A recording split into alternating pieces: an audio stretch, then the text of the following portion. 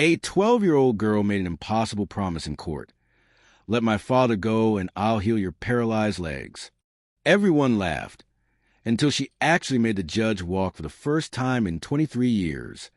This incredible story shows how love can create miracles when we least expect it. I'll tell you all the details of how Emma Kane turned an ordinary judgment into the greatest display of faith ever recorded in court. But first, tell me in the comments, which city are you watching the story from? I'm always curious to know where you are. And if you enjoy stories that restore our faith in humanity, subscribe to the channel and hit the bell. I have many more stories waiting for you. The courthouse in Millbrook had seen many trials, but none quite like this one. Rain hammered against the tall windows as Judge Harold Whitmore wheeled himself behind the mahogany bench, his weather hands gripping the armrests of his wheelchair with practiced ease. 23 years had passed since the accident that claimed his ability to walk, but his mind remained sharp as ever. Perhaps sharper, honed by decades of pain and determination. The courtroom was packed beyond capacity, every seat filled with townspeople eager to witness what many believed would be a foregone conclusion. In the defendant's chair sat Thomas Kane, a man whose callous hands told the story of a life spent in honest labor. His crime was simple enough: stealing medicine from Hartwell Pharmaceuticals' warehouse to treat his dying wife. The company's lawyers had painted him as a common thief, but everyone in Millbrook knew the truth. Sarah Kane's cancer treatment cost more than Thomas earned in 5 years, and insurance had denied coverage for the experimental drug that might save her life. Desperation had driven him to break a window and take what he couldn't afford to buy. The prosecution's case was ironclad. Security footage showed Thomas clearly, and he had never denied his actions. District Attorney Patricia Reeves presented evidence with cold efficiency, her voice echoing through the silent courtroom as she outlined the charges: theft in the first degree, breaking and entering, trespassing. Charges that could send Thomas to prison for 15 years. The pharmaceutical company demanded maximum sentencing, claiming they needed to make an example to prevent future thefts. As the trial progressed, Judge Whitmore found himself torn between law and justice. Thomas had technically committed every crime charged against him, but the circumstances weighed heavily on the judge's conscience. He thought of his own wife, Margaret, and what he might have done in Thomas's position. The law was clear, but justice felt muddier with each passing hour. Outside, thunder rumbled ominously, as if nature itself was commenting on the proceedings within. Near the back of the courtroom sat a girl perhaps 12 years old, her dark hair tied back in a simple ponytail, her clothes clean but clearly well-worn. Emma Kane had skipped school to attend her father's trial, despite knowing that what she would witness might break her heart. She clutched a small notebook in her lap, filled with drawings of her mother before the sickness, sketches that captured Sarah Kane's smile and the warmth in her eyes. Emma believed in miracles. She had to, because without them, her family would be torn apart forever by the cold machinery of justice. The morning of the verdict arrived gray and somber, matching the mood that had settled over the Kane family like a funeral shroud. Thomas sat in his jail cell, staring at the photograph Emma had drawn of their family during happier times. In just a few hours, Judge Whitmore would pronounce sentence, and Thomas knew what that meant. The stolen medicine had bought Sarah 3 extra months of life, precious time that had allowed her to see Emma's school play and share one last Christmas morning together. But those months would cost him years behind bars, leaving his daughter alone in a world that had already proven itself cruel beyond measure. Emma had spent the night before at her grandmother's house, unable to sleep as she listened to the old woman's quiet sobbing through thin walls. Grandma Rose had raised 7 children during the Depression and thought she had seen every kind of hardship life could offer. But watching her daughter die slowly while her son-in-law faced prison for trying to save her, this felt like more than any family should be asked to bear. God works in mysterious ways, she whispered to Emma over breakfast, but even her faith seemed shaken by recent events. The courthouse filled early that morning, with reporters from 3 counties crowding into the gallery alongside local residents. The Kane case had drawn regional attention, becoming a symbol of the growing divide between those who could afford health care and those who could not. Protesters gathered outside carrying signs reading "Health care is a human right" and "Free Thomas Kane." Counter-protesters from the pharmaceutical industry held their own signs demanding law and order and justice for property rights. Inside the courtroom, Judge Whitmore reviewed his notes one final time, his pen trembling slightly in his aged hands. The law left him little discretion in sentencing. Thomas's prior conviction for driving without insurance 3 years earlier qualified him as a repeat offender, mandating a harsh sentence. The judge had spent sleepless nights searching for legal precedents that might justify leniency, but the system offered few escape routes for compassion. Justice, he reflected bitterly, sometimes felt like the enemy of what was right. Emma entered the courtroom wearing her best dress, a blue floral pattern her mother had sewn for her 11th birthday. She carried herself with the strange dignity that sometimes emerges in children forced to grow up too quickly. As she took her seat in the front row, directly behind her father, Thomas turned and managed a weak smile. "Whatever happens today," he mouthed silently, "remember that everything I did was out of love." Emma nodded solemnly, her young mind already formulating a plan that would have seemed impossible to anyone who truly understood the weight of the words she was preparing to speak. "All rise for the Honorable Judge Whitmore," called the bailiff, his voice cutting through the tense murmur of the packed courtroom. The wheelchair's quiet motor hummed as the judge positioned himself behind the bench, his face a mask of professional composure that concealed the turmoil beneath. He had presided over thousands of cases in his career, but few had kept him awake at night like this one. The rain continued its relentless drumming against the windows, as if the sky itself wept for the injustice about to unfold. "Thomas Kane, please rise," Judge Whitmore said, his voice carrying the weight of 23 years on the bench. Thomas stood slowly, his shoulders square despite the resignation in his eyes. The judge began reading from his prepared statement, outlining the charges and the mandatory sentencing guidelines that bound his hands. The court recognized the defendant's motivation was born of desperation and love. He said, "Pause and let the words sink in. However, the law is clear regarding the penalties for theft of this magnitude." That's when Emma Kane stood up in the gallery, her small voice cutting through the formal proceedings like a blade. "Your Honor," she called out, ignoring the shocked gasp from the spectators around her. "Please, sir, I need to speak." The bailiff moved toward her, but Judge Whitmore held up a hand, his curiosity piqued by the girl's extraordinary courage. In all his years, he had never seen a child interrupt a sentencing hearing with such determination. "Young lady," the judge said gently, "this is most irregular. These proceedings—" But Emma was already walking forward, her notebook clutched against her chest like armor. "Please, Your Honor," she said, her voice growing stronger with each step. "I know my father broke the law, but he did it to save my mama. And I know something you don't know, something nobody knows. If you let my daddy go free, I promise I can heal your legs. I can make you walk again." The courtroom erupted. Spectators laughed out loud. Attorneys shook their heads in disbelief, and reporters scribbled frantically in their notebooks. District Attorney Reeves objected loudly, demanding that the child be removed for disrupting court proceedings. "This is preposterous," she declared. "We cannot allow a child's fantasy to derail the administration of justice." But Judge Whitmore found himself strangely captivated by Emma's unwavering gaze. There was something in her eyes, a certainty that seemed to transcend her years, that gave him pause. "Miss Kane," the judge said softly, silencing the chaos with a gesture, "I appreciate your love for your father, but what you're suggesting is impossible. Medical science has examined my condition extensively. The nerve damage from my accident is permanent and irreversible. No power on earth can restore what was lost." Emma stepped closer to the bench, her chin raised defiantly against the wave of adult skepticism surrounding her. "Set him free and I shall heal you," she said with quiet conviction. "I promise you, sir. I promise on my mama's memory. Give me a chance to prove that miracles still happen in this world."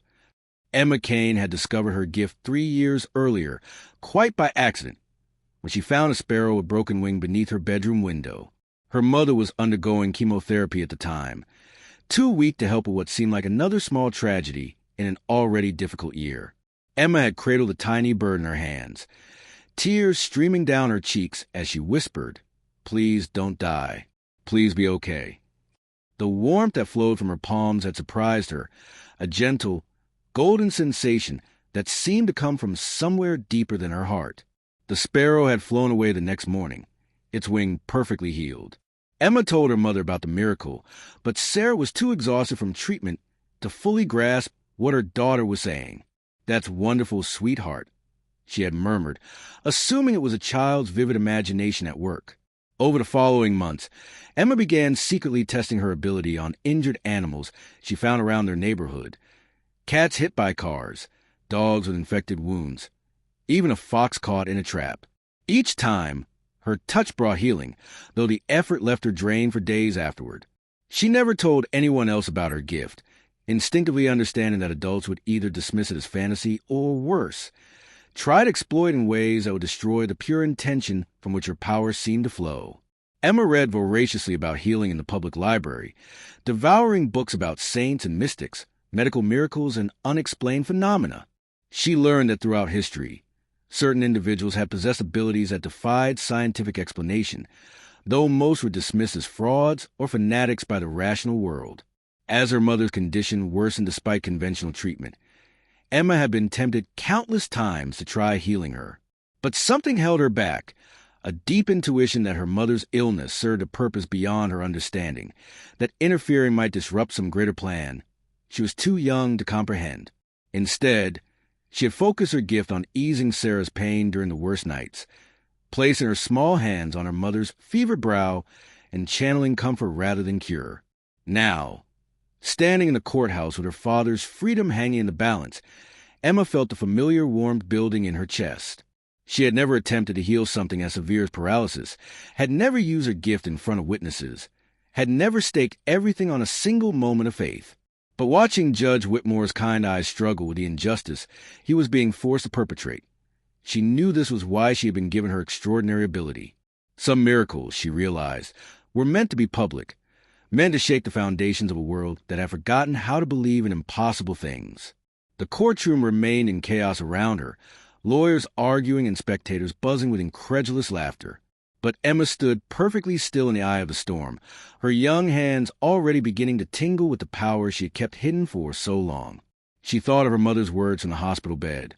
"Sometimes, Emma, love requires us to do things that seem impossible. But impossible and improbable are not the same thing. Never forget that miracles happen when we have the courage to believe they can." Judge Whitmore stared at the 12-year-old girl standing before his bench, her small frame radiating a confidence that seemed to defy every law of physics and human experience. The courtroom had erupted into chaos, attorneys shouting objections, spectators laughing and jeering, reporters frantically documenting what many assumed would become a footnote in legal history's more absurd moments. But something in Emma's eyes gave the judge pause, a certainty so profound that it cut through decades of judicial cynicism like sunlight through storm clouds. "Young lady," he said slowly, raising his hand to quiet the courtroom, "what you're suggesting defies all medical understanding. I consulted with the finest neurologists, undergone every test imaginable. The spinal cord damage from my accident is complete and permanent. No amount of faith or wishful thinking can regenerate destroyed nerve tissue." His voice carried the weight of 23 years of acceptance, of learning to navigate a world built for those who could walk, of proving daily that disability need not diminish dignity or effectiveness. Emma stepped closer to the bench, her notebook still pressed against her chest like a talisman. "Your Honor," she said, her young voice carrying an authority that seemed impossible for her years, "I know what the doctors told you. I know what science says is impossible. But science doesn't know everything about how healing really works. My mama taught me that love can do things that medicine can't explain, and I've seen it happen with my own hands." District Attorney Reeves rose from her seat, her face flushed with indignation. "Your Honor, this is a complete mockery of judicial proceedings. We cannot allow a child's delusions to derail the administration of justice. The defendant has been found guilty of serious crimes, and the law demands appropriate punishment. This circus needs to end immediately." Several attorneys nodded in agreement, while court reporters struggled to capture the unprecedented nature of the moment. But Thomas Kane was watching his daughter with growing amazement, recognizing something in her bearing that he had never seen before. Throughout Sarah's illness, Emma had seemed to possess an uncanny ability to know when her mother needed comfort, appearing at bedside moments before Sarah woke from pain-filled dreams.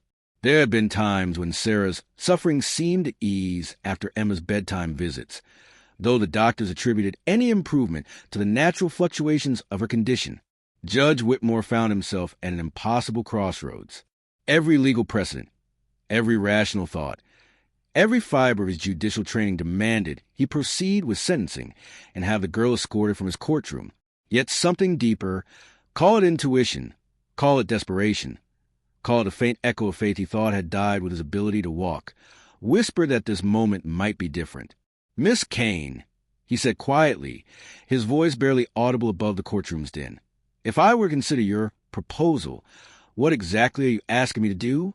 The question hung in the air like a challenge to the universe itself, daring the impossible to prove it could still happen in a world that had forgotten how to believe in miracles. Judge Whitmore's question sent a hush through the courtroom more profound than any gavel could achieve. Emma Kane stood perfectly still for a moment, as if drawing strength from some invisible source, before speaking with a clarity that seemed to age her years in an instant.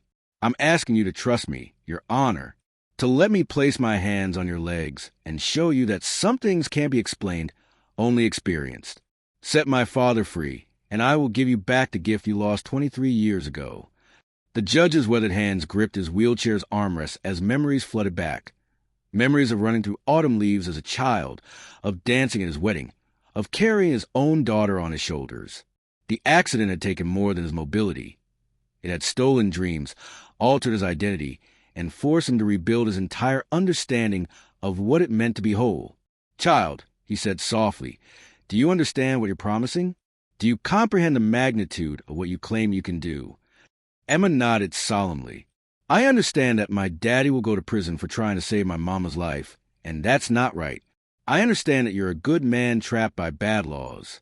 And I understand that sometimes miracles happen when we need them most, especially when nobody believes they can." She paused, her gaze sweeping across the packed courtroom. "I've never done anything this big before, Your Honor, but I know I can do it. I feel in my heart, in my hands, in every part of me." The silence stretched like a taut wire, heavy with possibility and skepticism in equal measure. District Attorney Reeves started to object again, but Judge Whitmore held up his hand, his eyes never leaving Emma's face. In his decades on the bench, he had learned to read people, to discern truth from deception, sincerity from manipulation. What he saw in this child's expression defied every category. He had learned to recognize. "Very well," he said finally, his voice barely above a whisper. "If I dismiss all charges against your father, if I grant him complete immunity and freedom, you claim you can restore my ability to walk?" Emma nodded without hesitation. "Then I will make you this bargain, Miss Kane. Not because I believe what you're suggesting is possible, but because your faith deserves an answer, and your father's love for your mother deserves consideration. If you can do what you claim, Thomas Kane goes free with my blessing and my apology." Emma moved around the bench slowly, her small feet making no sound on the polished marble floor. Judge Whitmore watched her approach with a mixture of curiosity and resignation, prepared for disappointment, but oddly moved by the child's unwavering conviction. As she knelt beside his wheelchair, her hands hovering just above his motionless legs, the courtroom held its collective breath. "Close your eyes, Your Honor," Emma whispered. "This might feel strange at first, but don't be afraid. Sometimes healing hurts a little before it helps." She placed her palms gently on his knees, and immediately warmth began to flow from her touch, a golden, tingling sensation that seemed to reach into places that had been cold and dark for more than 2 decades. The warmth from Emma's hand spread through Judge Whitmore's legs like liquid sunlight, awakening nerve pathways that had been silent for 23 years. At first, he felt only the familiar numbness that had defined his reality for so long, and he prepared himself for the inevitable disappointment that would follow this child's brave but impossible gesture. Then, gradually, sensations began to emerge. Not pain exactly, but a deep, profound awakening, as if his body was remembering how to be whole. "I can feel," he whispered, his voice trembling with disbelief. The warmth intensified, and with it came the unmistakable sensation of Emma's small hands on his legs. The first time in decades that he had truly felt another person's touch below his waist. Tears began streaming down his weathered cheeks as long dormant nerves sparked to life, sending signals his brain had forgotten how to interpret. The courtroom watched in stunned silence as color returned to the judge's face, and wonder replaced the resignation that had lived in his eyes. Emma's face was pale with concentration, her young features drawn tight with effort as she channeled something far beyond her years or understanding. The golden warmth flowing from her palms seemed to have a life of its own, seeking out damaged tissue and severed connections with an intelligence that transcended medical knowledge. She could feel the judge's spinal cord responding, nerve fibers that had been declared permanently destroyed somehow regenerating under her touch, creating new pathways for sensation and movement. "Try to move your toes," she whispered, her voice strained but steady. Judge Whitmore looked down at his feet, expecting nothing, prepared for the same unresponsive silence that had greeted every such attempt for over 2 decades. Instead, he watched in amazement as his right big toe twitched slightly, then moved with deliberate intention. The courtroom gasped collectively as first one toe, then another began responding to his mental commands. The sensation spread upward through his calves, bringing with it a cascade of long-forgotten feelings. The weight of his legs, the position of his feet, the complex interplay of muscles that had once carried him through the world without conscious thought. Emma's hands trembled with exhaustion, but she maintained her connection, pouring everything she had into this single moment of impossible grace. "Stand up," she said softly, her voice barely audible, but carrying the authority of absolute faith. Judge Whitmore gripped the arms of his wheelchair, his heart hammering against his ribs as he prepared to attempt something he hadn't done in over 2 decades. Slowly, trembling with emotion and effort, he pushed himself upward. His legs shook violently at first and used the bearing weight, but they held. The courtroom erupted as he rose to his full height for the first time since 2001, standing behind his bench like a man reborn. Emma collapsed into a nearby chair, drained but smiling, while her father stared in wonder at what his daughter had accomplished through love alone. The silence that followed Judge Whitmore's first steps in 23 years was more profound than any he had ever commanded with his gavel. The entire courtroom seemed suspended in a moment that would be remembered and retold for generations, lawyers and spectators alike struggling to process what they had witnessed, their rational minds grappling with evidence that defied every law they thought governed the universe. The judge himself stood trembling behind his bench, tears streaming down his cheeks as he marveled at the simple miracle of feeling his feet against the floor. "Ladies and gentlemen," he said finally, his voice thick with emotion, "in 40 years of legal practice and 23 years on this bench, I have never witnessed anything approaching what has just occurred in this courtroom. This child has not only restored my ability to walk, she has restored my faith in the possibility that justice and mercy can coexist, that love can indeed triumph over the cold machinery of law." He looked directly at Emma, who was slowly recovering her strength in her chair, and then at Thomas Kane, who stood speechless with wonder. "Thomas Kane," the judge continued, his voice growing stronger with each word, "I hereby dismiss all charges against you. Not only are you free to go, but I owe you and your daughter an apology. Your actions were born of desperation and love, the same forces that move your daughter to attempt the impossible here today. The real crime was not your theft of medicine to save your wife, but a system that forces loving families to choose between bankruptcy and death, between law and morality." District Attorney Reeves stood frozen, her prepared sentencing recommendations suddenly meaningless in the face of what everyone had witnessed. The pharmaceutical company's lawyers huddled together, unsure how to process a legal precedent that transcended every category in their experience. Throughout the courtroom, people wept openly, some from joy, others from profound realization that they had witnessed something that would change them forever. Judge Whitmore stepped carefully around his bench, each movement a celebration of restored possibility. He walked slowly toward Emma, who looked up at him with exhausted but satisfied eyes. "Miss Kane," he said, kneeling to her level despite his unsteady legs, "you have given me back more than the ability to walk. You have reminded me why I became a judge in the first place. Not to punish, but to heal. Not to divide, but to restore wholeness to our broken world." The news of what happened in that courtroom spread across the country within hours, carried by the reporters who had come expecting to cover a routine sentencing, but instead witnessed what many called the most documented miracle of the modern age. Emma Kane became an overnight sensation, though she retreated from public attention, preferring to remain with her grandmother and continue her quiet mission of healing the wounded animals that somehow found their way to her door. Judge Whitmore returned to his courtroom the following Monday, walking to his bench for the first time in decades. He began each session with a reminder that justice without mercy was merely vengeance, and that the law at its best was a tool for healing rather than punishment. Thomas Kane started a foundation providing support for families facing medical bankruptcy, funded by donations that pour in from around the world from people inspired by his daughter's extraordinary gift. And in Millbrook, whenever someone faced an impossible situation, they would remember the day a 12-year-old girl made a promise that no one believed, until silence fell and the impossible came true, proving once again that love, when pure enough and brave enough, can indeed work miracles that transform not just individuals, but the very systems that govern our shared existence.